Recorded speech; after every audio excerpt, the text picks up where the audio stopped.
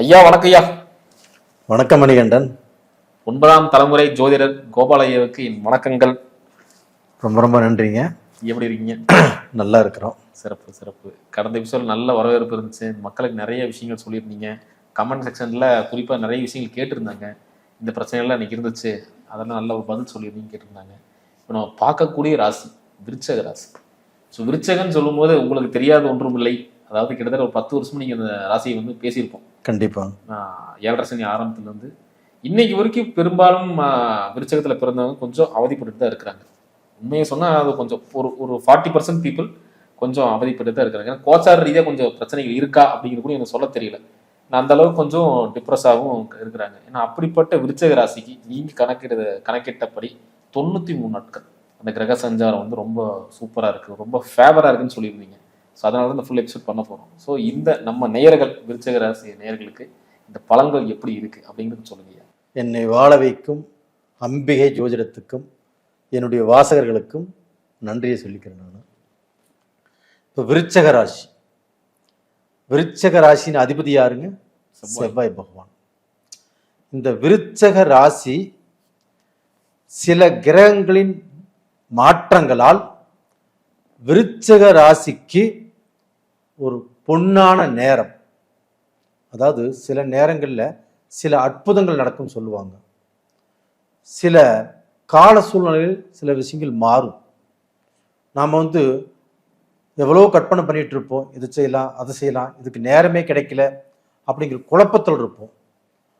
அதை எல்லாமே செய்வதற்கும் ஒரு தீர்க்கமான முடிவெடுப்பதற்கும் இந்த நேரம்தான் விருச்சக ராசிக்காரங்களுக்கு ஒரு அற்புதமான டைம். நான் எப்படி சொல்றேன் அப்படின்னா, இப்போ வந்து குரு பகவான் 8ஆம் இடத்துல இருக்கிறாரு. 8ஆம் இடத்துல இருந்து குரு பகவான் விருச்சக ராசிக்காரங்களுக்கு கண்டிப்பா நல்லது பண்ண மாட்டாரு. இது ஒரு பக்கம் இருக்கட்டும். அது போக ராகு பகவான் ஆகப்பட்டது இவங்களுடைய ராசிக்கு 4ஆம் இடத்துல இருக்கிறாங்க. இந்த ராகு பகவானும் 4ஆம் இடத்துல இருந்து இவங்களுடைய பயணத்தையும் இவங்களுடைய சொத்தையும் இவங்களுடைய முன்னேற்றத்தையும் இவங்களுடைய தாய் ஸ்தானத்தையும் கண்டிப்பாக அந்த பாவ கிரகமாகப்பட்டது கெடுக்கும். அதனால மன வேதனை, மனசு உடைஞ்சு சில சொத்துக்களையும் விருச்சக ராசிக்காரர்கள் இழந்து தான் இன்னைக்கு வாடகை வீட்டில் இருக்கிறாங்க. நல்ல பங்களா வீட்டில் வாழ்ந்தவங்க அவங்க ஒரு பிஸ்னஸ் ரீதியாக ஒரு கடன் பட்டு அதை எல்லாத்தையுமே இழந்துட்டு இன்னைக்கு வாடகை வீட்டில் இருக்கிறாங்க. நல்லா வாழ்ந்தவங்க கெட்டு போய் ஒரு வாடகை வீட்டில் இருந்தா அது எவ்வளவு பெரிய ரணம். அதே சமயங்க ரொம்ப கஷ்டப்பட்டவங்க வாழ்ந்து சம்பாரிச்சு நல்ல பொசிஷனுக்கு போனாங்கன்னா அது எவ்வளவு பெரிய குஷி. ஆனால் இப்போ விருச்சக ராசிக்காரங்க இன்னைக்கு வந்து பார்த்தீங்கன்னா வாழ்ந்து கெட்டு அந்த ரணத்தை தான் பார்த்துட்டு இருக்கிறாங்க. இது போக இவங்களுக்கு 5ஆம் இடத்தில் சனி பகவான். இது போக பார்த்தீங்கன்னா இவங்களுக்கு வந்து பார்த்தீங்கன்னா 9 10ஆம் இடத்துல கேது பகவான். 10ல் ஒரு பாவியாவது இருக்கும்னு சொல்லுவாங்க. கேது பகவான் 10ல் இருக்கிறாங்க இவங்களுடைய தொழில் ஸ்தானத்துல. அப்போ வந்து இவங்களுக்கு எப்படி நல்ல நேரம் அப்படின்னா, இவங்களுடைய ராசி அதிபதி செவ்வாய் பகவான் ஜனவரி 15ஆம் தேதி மகரத்துக்கு பயிற்சி ஆகிறார். அப்ப மகரத்துல அந்த செவ்வாய் பகவான் ஆப்பட்டது உச்ச பலம் பெறுகிறார். அப்போ வந்து ஆட்சியை விட உச்சம் பெருசு. அப்ப தன்னுடைய ராசிநாதன் உச்ச பலம் பெறும்போது கண்டிப்பாக அங்கே வந்து இவங்கள் ஒரு முத்திரை, அதாவது இவங்களுக்குன்னு தனி அடையாளம், ஒரு தனி திருப்தி. நான் வந்து இனிமேல் ஜெயிக்க போறேன், நான் சாதிக்க போறேன் அப்படிங்கிற எண்ணம் அவங்களுடைய மனசுக்குள்ள புகுந்து இவங்க சாதிக்க புறப்பட்டுருவாங்க. இது வந்து எப்ப இருந்து எப்ப வரைக்கும் அப்படின்னா, ஜனவரி 23ஆம் தேதியிலிருந்து ஏப்ரல் 25ஆம் தேதி வரைக்கும் 93 நாட்கள். இந்த 93 நாட்களுமே இவங்களுக்கு சில கிரகங்களின் தன்மைகள் நல்லபடியாக மாறுது.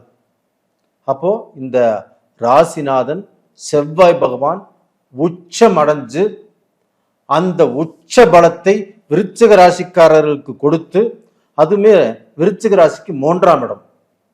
பயணம், அவங்களுடைய ஆம்பிஷன்ஸ், அவங்களுடைய கொள்கைகள், இது எல்லாமே வெற்றியை ஆக்கி காட்டும். அப்ப அந்த 3ஆம் இடத்துல செவ்வாய் உச்சபலம் பெறும்போது இவங்க என்ன முயற்சி பண்ணினாலும் அது கண்டிப்பா சக்சஸ் ஆகும். அது போக இவங்களுக்கு வந்து 4ஆம் இடத்துல ராகு இருக்கிறார் இல்லையா, அந்த ராகு இருந்து பல குழப்பங்களை தான் கொடுத்தார். ஆனால் அதே ராகு பகவானை குரு பகவான் மிதுனத்துல இருந்து தனது 9ஆம் பார்வையாக அந்த ராகு பகவானை பார்த்துறாரு. அப்ப அந்த ராகு விஷம். அப்போ வந்து பார்த்தீங்கன்னா அந்த விஷத்தை கக்கிட்டு கோதண்ட ராகுவாக மாறி நல்ல பலனை விருச்சிக ராசிக்காரர்களுக்கு கொடுக்கவிருக்கிறது. அப்போ இதுவும் ஒரு அட்டகாசமான டைம். அப்போ அந்த 4ஆம் இடம் இன்னைக்கு வந்து சுபத்துவம் அடைவதால், அந்த பாவ கிரகம் சுபத்துவம் அடைவதால், குருவுடைய பார்வை பெற்று சுபமாக இருப்பதால், அப்போ சொத்து, இழந்த சொத்தை இவங்க மீட்டுக்கலாம். ஒரு பொருளை அடகு வச்சிருந்தாலும் அதை திருப்பிக்கலாம். ஒரு சொத்து வாங்குவோன்னு நினைச்சாலும் இந்த பீரியட்ல கண்டிப்பாக வாங்கலாம், வாங்குவார்கள். இவங்க இழந்த சொத்தை மீட்டு கொள்வார்கள். அப்ப அந்த இழந்த சொத்தை இவங்க மீட்டெடுக்கும் போது அப்ப கிடைக்கக்கூடிய அந்த சந்தோஷம் இருக்குது இல்லைங்களா, அது மிக மிக ஒரு அற்புதமான ஒரு, எப்படி சொல்றது, அந்த சந்தோஷத்துக்கு அளவே இல்லை. அவங்களுக்கு அந்த தெய்வம் வழி விட்டுருச்சு, நான் கும்பிட்ட குலதெய்வம் என்னை வந்து எனக்கு வந்து பார்த்தீங்கன்னா வழி விட்டுருச்சு அப்படிங்கிற அந்த முழு திருப்தியும், அவங்க வேண்டுன சாமி எல்லாமே கண்ணு முழிச்சிருச்சு அப்படிங்கிற அந்த முழு திருப்தியும் இவங்களுக்கு கிடைக்கும். நான் ஏன் சொல்றேன் அப்படின்னா, விருச்சக ராசிக்காரங்களுக்கு அந்த வனவாச காலம் முடிஞ்சது. அப்ப இதற்கு மேல அவங்க வந்து பாத்தீங்கன்னா சிகரம் மாதிரி ஒரு வந்து பாத்தீங்கன்னா ஒரு தலைமை பீடத்துல ஒரு ஆட்சியாளர் இருந்தா அவங்களுக்கு எவ்வளவு திருப்தி கிடைக்குமோ அந்த மாதிரியான திருப்தி விருச்சிக ராசிக்காரங்களுக்கு கண்டிப்பா கிடைக்கும். அப்ப அதே சமயத்துல இப்ப 8ஆம் இடத்துல குரு இருக்குது. அப்ப அந்த 8ஆம் இடத்துல குரு இருந்தும் அந்த குரு வந்து பாத்தீங்கன்னா இவங்களுக்கு மைண்ட் டைவர்ட் பண்ணி ஒரு நல்ல இன்ட்ரெஸ்ட்டை கொடுக்காமல் எதுலையுமே குழப்பத்தை கொடுத்து, நம்ப கூடாதவர்களை நம்பி நம்ப வேண்டியவர்களை நம்பாமல் அந்த இடத்துல வந்து பார்த்தீங்கன்னா இவங்க சிக்கிக்கிறதுக்கு வாய்ப்புகள் இருக்குது. ஆனால் அந்த அளவுக்கு வந்து பார்த்தீங்கன்னா நிறைய காசு, நிறைய பணம் எல்லாமே இழந்திருந்தாலும் அதே குரு பகவானாகப்பட்டது இவங்களுடைய ராசிக்கு 2ஆம் இடத்தை பார்க்குறாங்க. அப்போ அந்த 2ஆம் இடத்தை பார்க்கும்போது தனஸ்தானத்தை, குடும்பஸ்தானத்தையும் அந்த குரு பார்க்குறாங்க. அது மட்டும் இல்லை, சனி பகவான் இவங்களுடைய ராசிக்கு 5ஆம் இடத்துல இருக்கிறாங்க. அப்போ 5ஆம் இடத்துல இருந்தால் சோதனை, வேதனை, இவங்களுடைய பூர்வீக சொத்துல பிரச்சனை, இவங்க வாங்கின சொத்துல பிரச்சனை, இவங்களுடைய திறமைக்கு வாய்ப்பு கிடைக்காது, திறமை இருந்தும் நல்ல தொழிலுக்கு போக முடியாது, நல்ல தொழிலை உருவாக்கி கொள்ள முடியாது. ஆனா அதே சனி பகவான் ஆகப்பட்டது 10ஆம் பார்வையாக விருச்சிக ராசிக்கு 2ஆம் இடத்தை பார்க்குறாங்க. அதே குரு பகவான் ஆகப்பட்டது 7ஆம் பார்வையாக விருச்சிக ராசிக்கு 2ஆம் இடத்தை பார்க்குறாங்க. அப்போ அந்த சனியும் குருவும் இவங்களுடைய ராசிக்கு 2ஆம் இடத்தை பார்க்கும்போது கண்டிப்பாக அந்த 2ஆம் இடம் என்பது தனஸ்தானம், குடும்பஸ்தானம். அப்போ இவங்க குடும்பத்தில் எவ்வளவு பிரச்சனைகள், எவ்வளவோ பிரிவினைகள், இந்த வாழ்க்கையே வேண்டாம் அப்படிங்கிற அளவுக்கு ஆண் பெண்ணை வெறுத்து, பெண் ஆணை வெறுத்து பல குழப்பங்கள்லாம் நடந்துச்சு. அதெல்லாமே நடந்து நாம சேருவோமா அப்படின்னு விருச்சிக ராசிக்காரர் காத்துட்டு இருக்கிறாங்க. அப்ப யார் முதல்ல சேருது, யார் தன் தப்பை ஒத்துக்கொள்வது, இப்படிங்கிறது தான் குழப்பம். அந்த குழப்பம் எல்லாமே தீரக்கூடிய டைம் இப்போ வந்தாச்சு. அது போக விருச்சிக ராசிக்காரர்களுக்கு வந்து இப்போ இந்த குரு 2ஆம் இடத்தை பார்க்கறதுனால தனம், இப்போ கொடுத்த பணம் வரல, இல்லை வந்து பார்த்தீங்கன்னா நாம் எதிர்பார்த்த பணம் நம்மளுக்கு வரல, நம்ம ஒரு லோன் அப்ளை பண்ணியிருக்கிறோம் அதெல்லாம் வரல அப்படின்னா அது எல்லாமே இந்த பீரியடில் வந்து சேரும். அப்போ வந்து பார்த்தீங்கன்னா பணப்புழக்கம் இருக்கும், ஒரு லோனும் போடுவாங்க, லோனு வாங்கி அந்த கடன் வாங்கி ஒரு பிஸ்னஸே பண்ணினாலும் அந்த கடனையுமே கட்டிடுவாங்க. அப்போ வந்து பார்த்தீங்கன்னா அந்த பிஸ்னஸ்லேயுமே லாபம் சம்பாதிப்பாங்க. அப்போ அந்த பிஸ்னஸ்ங்கிறது இம்ப்ரூவ் ஆகும். அப்போ வந்து இவங்களுடைய வாழ்க்கையில் வளர்ச்சி வளர்ச்சி வளர்ச்சி தான். அது மட்டும் இல்லைங்க, இவங்களுக்கு இந்த ஜூன் 2ஆம் தேதி அந்த குரு மாறுறார். அந்த குரு மாறி உச்சஸ்தானத்தில் இருந்து கடகத்துல அந்த 5ஆம் பார்வையாக விருச்சிக ராசியவே பார்க்கிறார். அப்போ இன்னுமே எப்படி இருக்கும்? ஒரு ஒரு சுபகிரகம் உச்ச பலத்தோடு ஒரு விருச்சிக ராசியை பார்க்கும்போது எப்படி இருக்கும்?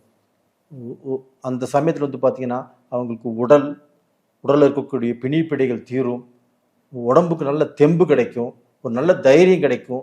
எதுவாக இருந்தாலும் பார்த்துடலாம், இந்த வேலையை நம்ம முடிச்சிருவோம், இதுலேருந்து பார்த்தீங்கன்னா நம்ம நிறைய சம்பாதிப்போம், அப்போ நம்ம இதை செய்யலாம் அப்படிங்கிற சுறுசுறுப்பும் தெம்பும் அவங்க நினைச்சாங்க இல்லையா, அந்த எண்ணத்துக்கு எல்லாமே மாற்றங்கள்.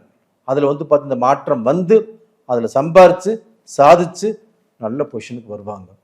அப்போ இவங்களை சுற்றி உள்ள எப்படி சொல்கிறதுனா, இவங்களுக்கு ஆகாதவர்கள், இவங்களுக்கு சொந்த பந்தம்னாவே ஆகாது, இவங்களுடைய கொஞ்சம் விருச்சிக ராசிக்காரனா கொஞ்சம் வேகம் படைத்தவர்கள் தான். சில நேரங்களில் தப்பும் பண்ணியிருப்பாங்க, சில அவங்களுடைய பேச்சாலேயே அவங்களுக்கு வரக்கூடிய வாய்ப்புகளையுமே கெடுத்திருப்பாங்க.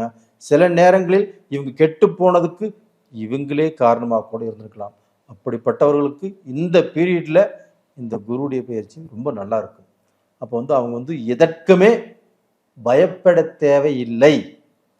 இந்த அந்த செவ்வாய் பகவான் உச்ச பலத்தோடு இருக்கிறதுனால கண்டிப்பாக நல்ல மாற்றம் கிடைக்கும், நல்ல உயர்வு கிடைக்கும், நல்ல பொசிஷனுக்கு வந்துடுவாங்க.